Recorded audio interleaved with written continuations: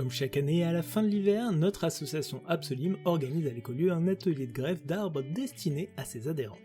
C'est l'occasion pour eux d'apprendre et de comprendre cette technique, de s'exercer et de repartir avec leur propre bouture, tout en partageant un repas convivial le midi.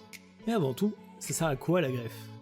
Du coup, l'intérêt premier de la greffe, c'est quand on veut multiplier une plante, un arbre, et qu'on veut conserver la variété de cette plante, cet arbre pour une caractéristique qui nous plaît. Ça peut être des fleurs, des fruits ou d'autres choses. On a plusieurs moyens de le faire. On peut semer des graines, on peut faire du bouturage, du marcottage.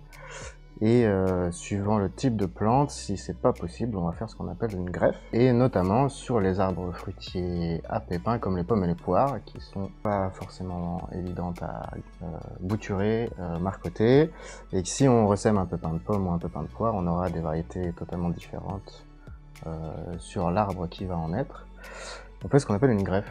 Ok pour le principe Yann, mais une greffe, en quoi ça consiste ? Une greffe, ça consiste à récupérer un morceau de branche de l'arbre qui nous plaît, donc par exemple une branche d'un pommier qui donne des très bonnes pommes qu'on a envie de multiplier. Et ce petit morceau de branche va s'appeler un greffon, on va le récupérer plutôt en début d'année, janvier-février, le conserver au frais ou au nord d'une habitation pour que les bourgeons restent au repos le plus longtemps possible. En attendant que les bourgeons du porte-greffe, eux, se mettent à démarrer au printemps tranquillement. Et du coup, on va venir couper la tête de ce porte-greffe au mois de mars, et pour pouvoir y greffer, donc y ajouter notre petit morceau de branche au-dessus. Voilà, une fois qu'on a tout bien ficelé tout ça, on attend, et puis les bourgeons du greffon vont se réveiller, et si la greffe a pris, les branches vont partir de ce morceau de greffon, et on supprimera toutes les parties qui sont issues du porte-greffe pour conserver que le système racinaire de celui-ci. Et du coup, on aura sur l'arbre les mêmes caractéristiques que celles qu'on avait sur l'arbre sur lequel on a prélevé le greffon. Donc si c'est le cas d'un pommier par exemple, on aura les mêmes pommes. À l'identique, ce sera un clone. Ok les gars, mais je crois qu'il y a d'autres intérêts à la greffe quand même. Il y a d'autres intérêts effectivement à la greffe. Il y a le fait qu'on puisse greffer sur un porte-greffe qui soit bien adapté au terrain. Par exemple, je cite souvent l'exemple du châtaignier qui ne supporte pas les sols calcaires. Donc si on le greffe sur un chêne, ça permet d'avoir un châtaignier en sol calcaire. On va aussi communiquer la vigueur à l'arbre en fonction du porte-greffe. Porte-greffe vigoureux va donner un arbre vigoureux, un porte-greffe plus magnifiant va donner un arbre de petite taille et moins vigoureux. Ça permet d'ajuster la taille des arbres en fonction du verger que l'on souhaite. Si on a un petit jardin, on peut avoir tout un florilège de tout petits arbres. Si on a un immense pâture pour faire un pré-verger, on va plutôt privilégier des porte-greffes très vigoureux pour faire de grands arbres. C'est à quel genre de greffe que vous avez initié les adhérents et comment elle se fait concrètement ? Alors la greffe de printemps qu'on a opérée lors de l'atelier, donc c'est la greffe qu'on appelle à l'anglaise compliquée ou à l'anglaise refendue.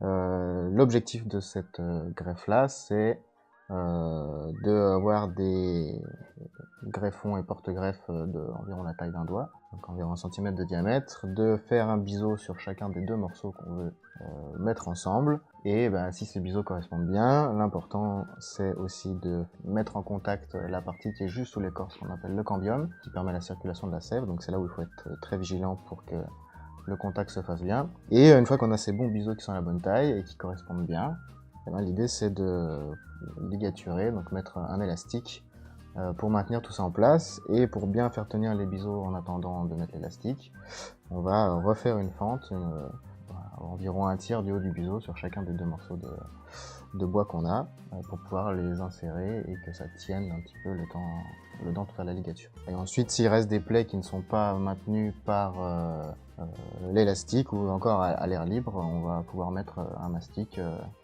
à base de cire d'abeille, de sève de pin, de résine de pin, des choses comme ça, qui fera une barrière physique sur les plaies qui pourraient rester.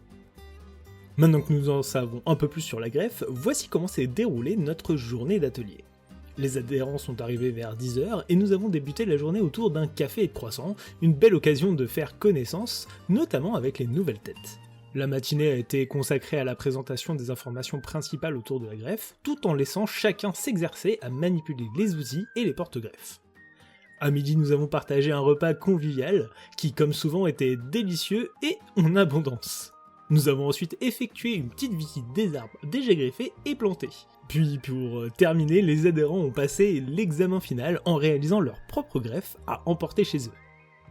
Mais dites-moi les gars, comment vous avez préparé cette journée ? Alors, le travail de recherche a consisté essentiellement à potasser des livres sur les fruits locaux, en particulier du Limousin. On a pris aussi contact avec les croqueurs de pommes, qui sont vraiment très rigoureux dans ce domaine. Puis récupérer pas mal de greffons de variétés locales anciennes, et en goûter même certaines sur certains marchés. Et sélectionner en fait ceux qui sont, je dirais, les plus faciles à cultiver, les plus intéressants en termes d'utilisation culinaire. On peut faire des jus, des compotes, essentiellement des fruits qui sont à la fois bons crus et cuits, pour que les personnes qui emmènent un arbre aient quelque chose d'assez polyvalent et qui reste local. Bon, et maintenant, si vous aussi vous souhaitez essayer la greffe, il ne vous reste plus qu'à patienter jusqu'au mois de mars prochain. Et pour pas louper le coche, on vous invite à nous suivre sur Facebook ou pourquoi pas vous inscrire sur notre newsletter. Vous y serez informés de nos prochains ateliers et de nos prochaines portes ouvertes. Et d'ici là, on vous dit à bientôt dans le Limousin.